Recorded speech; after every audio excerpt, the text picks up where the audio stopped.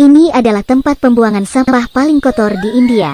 Anak laki-laki yang tidak terawat. Duduk manis, mengelap bersih sendoknya. Belajar dari orang dewasa di jendela. Meminum kopi, pria itu ketawa. Kemudian mengaduk kopi. Dia juga ikut mengaduk. Namanya Saro. Naik kereta yang salah 2 bulan lalu. Terpisah dari keluarga. Dia pergi ke kantor tiket untuk bertanya. Tapi karena kendala bahasa, dikucilkan oleh orang dewasa, ditegur oleh orang. Film ini diambil dari kisah nyata. Saro kembali ke rumah setelah 25 tahun. Waktu kecil dia sangat pandai. Kedua saudaranya sering mencuri batu bara sebagai subsidi rumah tangga. Bahkan jika diketahui, dengan gampang memanfaatkan lokasi, menghindari penjaga, membawa batu bara yang dicuri ke pasar, tukar dengan 2 kantong susu. Saro ingin makan permen, dan meminta pada abangnya. Abangnya tidak sanggup beli, dan mengatakan akan beli lain kali. Saro sangat pandai, mengatakan harus beli seluruh tokonya. Keduanya tertawa, tetapi tawaan abang hanya sebentar, karena keluarganya miskin. Ada juga adik perempuan dan ibu yang menunggu makan darinya. Keesokan harinya, kakak harus memindahkan batu untuk menghasilkan uang. Mendengar bahwa abangnya akan kembali minggu depan, Saro ingin pergi bersamanya. Tetapi abang mengatakan dia masih kecil, tidak bisa kerja malam, tidak bisa melakukan pekerjaan berat. Dia berpura-pura bahwa dia bisa. Dengan keras kepala mengangkat kursi, untuk membuktikan ke abangnya. Dengan susah payah, mengangkat sepeda. Akhirnya abangnya menyetujui.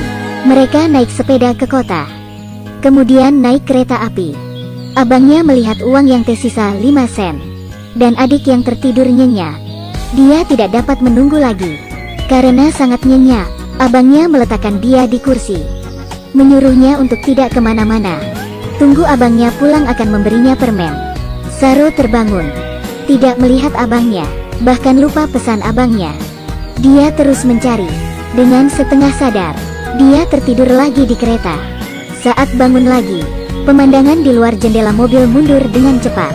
Di dalam gerbong, selain deru bising kereta, yang tersisa hanyalah teriakannya yang tak berdaya. Sampai capek, Saro tidur lagi. Tidak tahu lewat berapa lama, kereta api sampai tujuan. Kemudian bergerak lagi, karena stasiun ini rusak, tidak bisa berhenti. Akhirnya Saro berteriak minta tolong. Menjadi tempat tinggal dirinya. Kalau ngantuk, lanjut tidur. Jika lapar, memakan sisa apel yang dibuang orang.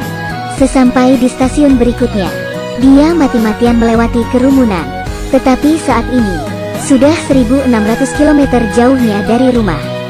Saro memegang selembar karton, memakai sepasang sandal rusak, berjalan di atas rel. Wanita ini pembohong, menanyai Saro kenapa tidak pulang. Dia mengatakan bahwa dia tersesat. Wanita itu membawanya pulang rumah, memberinya makan dan air, membantunya mandi, dan menceritakan dongeng. Jika kamu merasa dia baik, maka selanjutnya, kamu sudah dijual olehnya. Keesokan hari, seorang lelaki datang.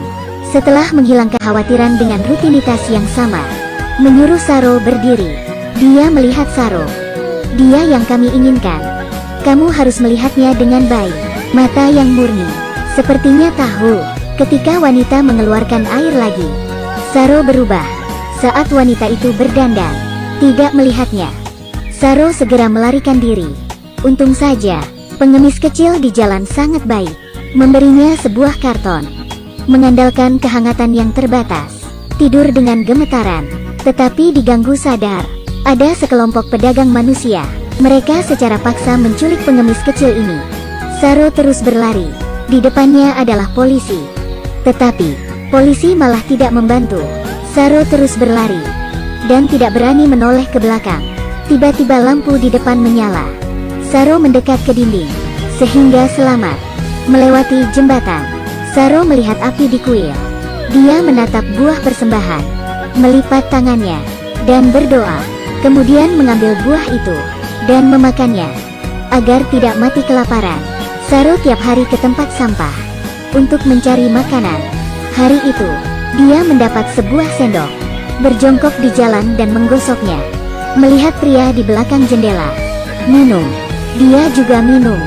Pria itu bukan orang jahat, dan membawa Saro ke kantor polisi. Saat polisi menanyakan nama ibunya, Saro hanya ingat dia memanggilnya ibu. Akhirnya, polisi membawanya ke panti asuhan.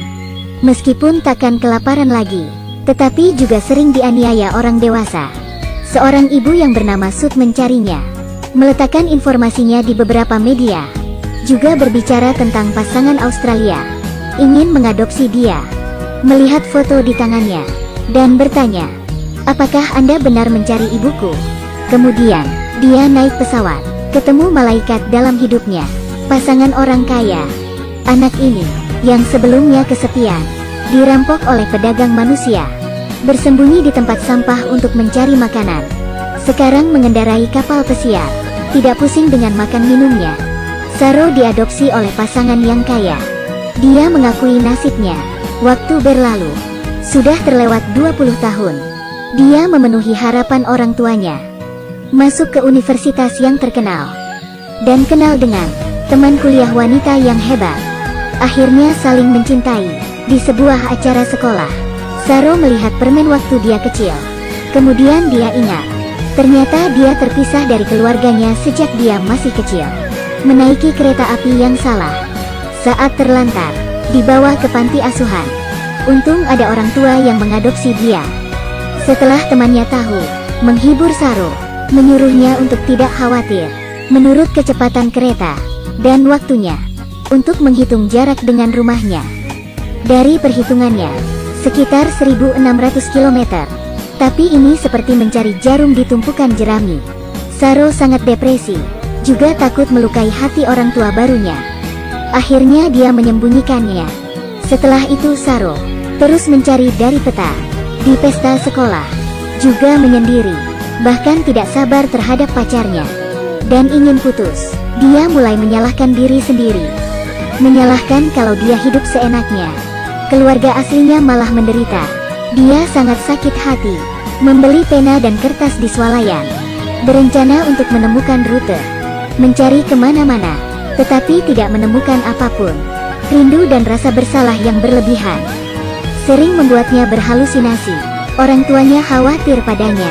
Ternyata mengadopsi Saro bukan karena mereka tidak dapat melahirkan, tapi ingin menarik anak dalam penderitaan, membuat dunia mereka menjadi indah.